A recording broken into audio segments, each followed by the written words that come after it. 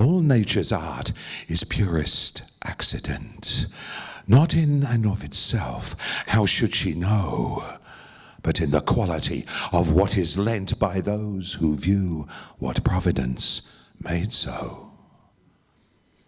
Take grass of softest green, in beetles' eyes, a dreary, harsh savannah, spiked and bound in monochrome and perilous disguise.